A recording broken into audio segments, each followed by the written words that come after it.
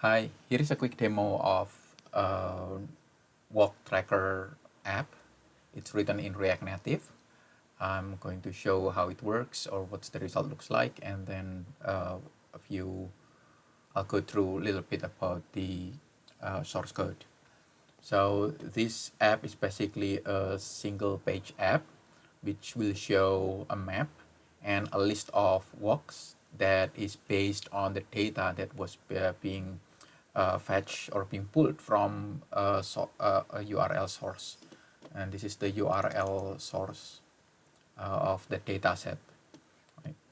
Based on that data set, I found 7 walks in total. And let's look at walk 1. Its distance is 577 meter, duration 5.72 minutes, average speed at 1.68 meter per second. So let's look at walk 1. If you click this list item, it will show the map with the path that are being uh, followed by the current walk or the selected walk. Green marker means the starting point. It shows that it started at 9:15 p.m. and then blue marker is the stop or the end of the walk at 9:20. So again, from 9:15 to 9:20, it's roughly about 5 minutes. Yeah, so total duration is 5.7 minutes to be exact. Walk number 2, I'll just go real quick. Walk number 3, walk number 4, walk number 5, walk number 6, and walk number 7. Okay. So the implementation, again, this app is a single page app and it's being implemented in React Native. And here is the source code.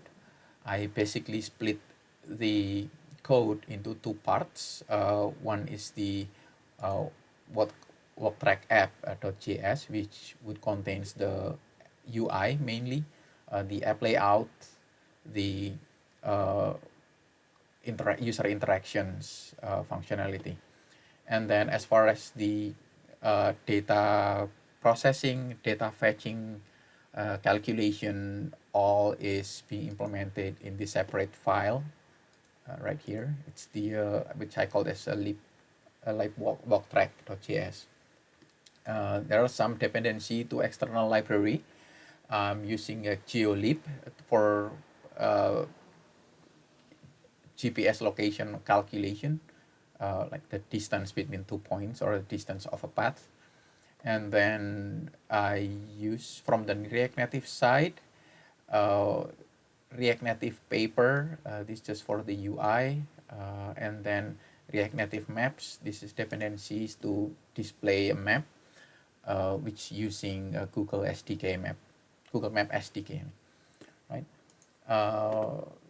So on the, I guess I'll just go to the how do I calculate or how do I kind of split the GPS dataset into 7 groups of walk.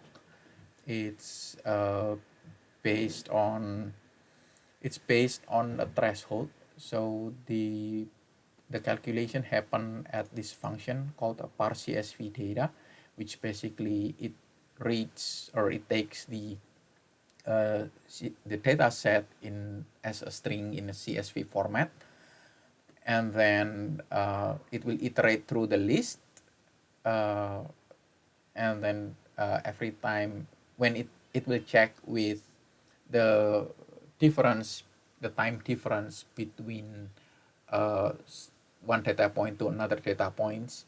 If it's more than the threshold, then I will consider it as a separate walk. If it's less than 10 minutes, it would be that one group of a walk, right?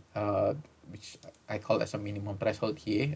Here at this point, I kind of use the default value of 10 minutes. This is in minutes. As I when I oh yeah when I call this function from the UI, right? Parse CSV data, parse walk.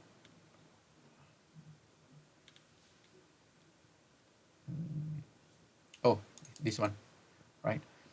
So from the UI, when I so maybe I'll start from there. When I pull down refresh, this will call pull data.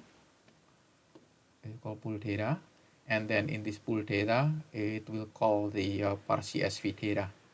And in parse CSV data is I kind of supply the CSV data based on the data, the CSV data or the data set that's being fetched from the URL source. This is the URL source.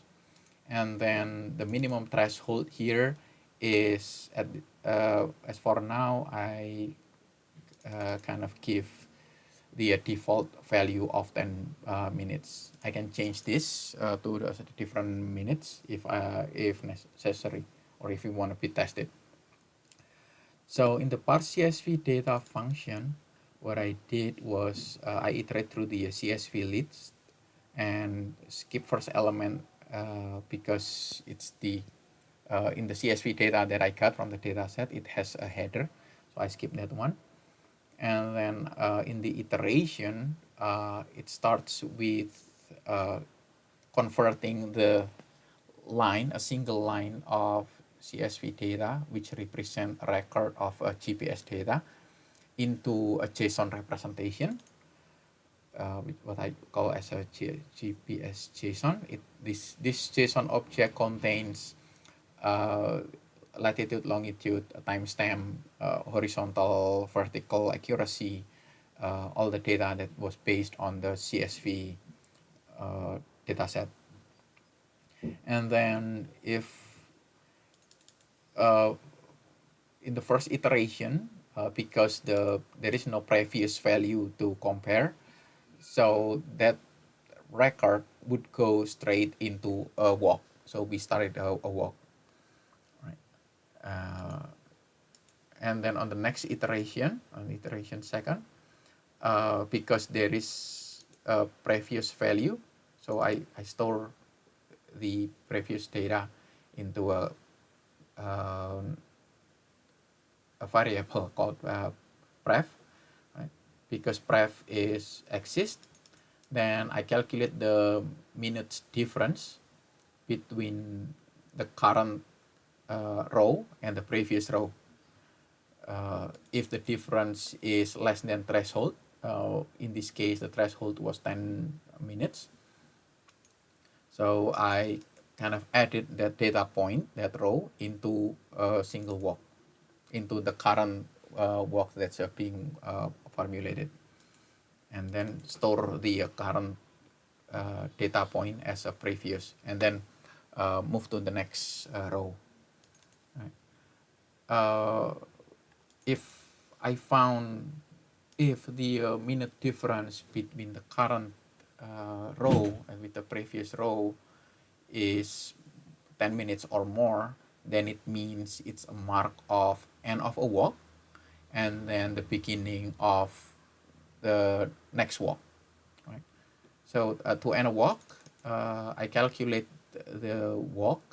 By calculate walk means it will call this function to calculate walk. It will get the distance. It will calculate the distance. Is using a geolib library, duration, and then speed, and then return it as an object of or JSON format of distance, duration, speed, and the GPS data points of that walk. So once I calculated that walk, this would makes a walk complete, and I push the data one walk into an array called all walks. This all walk which will be showed in this walk list, right? And then after pushing that into the all walks or the walk list, I started the current data point, uh, since it marks as a start of a new walk. So I started a new walk and push that data into the current walk or the new walk, right? And also store the previous value. And then after all the iteration completes, when we get to the last record or the last row of the data set, uh, I have to, uh, that means we are at the end of the last walk, and I will calculate that last walk, pretty much wrap it up, and then push that walk data into all walks. And this function, parse CSV data function, will return all walks. In this case, I found again 7 walks in total, and these are the list. And other than that, there are several helper function here. I think it's clear. On the UI side, so basically this is the layout. It's a main view with two or with two split view here. View one of top view, and then this is, or what I call as info view, and then the walk list view, and what else, app bar on the top, just as a header, and then this is the map view with polyline and markers. Green denotes the start of the walk, and then blue is the end of the walk. Blue is the end of the walk, right? And then on the walk list view, it's a flat list, standard. I guess I'm utilizing list view from React Native paper, just to make a nicer UI. And then if I select a certain walk, then it will kind of highlight it. So I guess that's all about it. That's it. Thank you.